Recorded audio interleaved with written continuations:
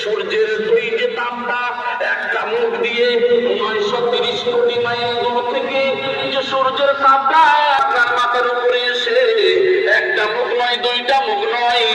এই যে 12টা মুখ দিয়ে যখন তাপ দেবে সেই সময়